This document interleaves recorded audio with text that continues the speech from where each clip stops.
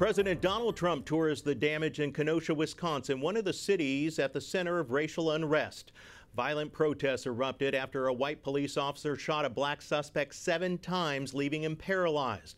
Investigators say Jacob Blake was fighting with officers and then trying to get into his car, where they say they found a knife on the floor. The rampage that left 2 people dead. White House correspondent Owen Jensen begins our team coverage. Owen. Eric, when President Trump arrived in Kenosha, Wisconsin this afternoon, he met with law enforcement, thanking them for their work in helping quell that situation. And he also said the minute the National Guard arrived on scene, it was pretty much over. This is going to heal very quickly.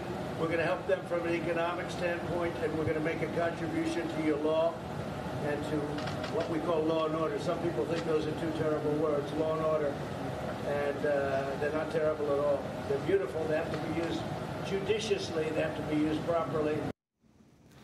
President Trump also toured the destruction today in Kenosha. It's in the millions of dollars. Public property, businesses, car lots, some went up in flames.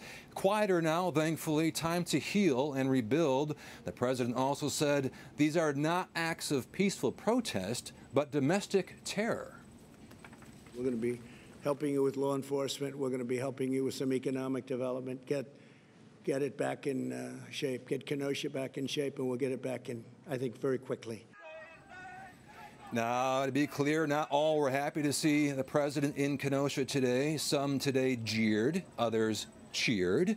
A plane, by the way, pulling a sign read, look up there, it says, "Reject Trump's violence. Vote November," in the election right around the corner, of course. Things calmer again, but a curfew does remain in effect in Kenosha, Wisconsin. Also tonight, the president said that $1 million will be going towards police there, that $4 million will go to small businesses, help them rebuild, and public safety will get $42 million. And we're also learning tonight that the Biden team is considering paying a visit to Kenosha, Wisconsin. Eric? White House correspondent Owen Jensen reporting tonight. Thanks, Owen.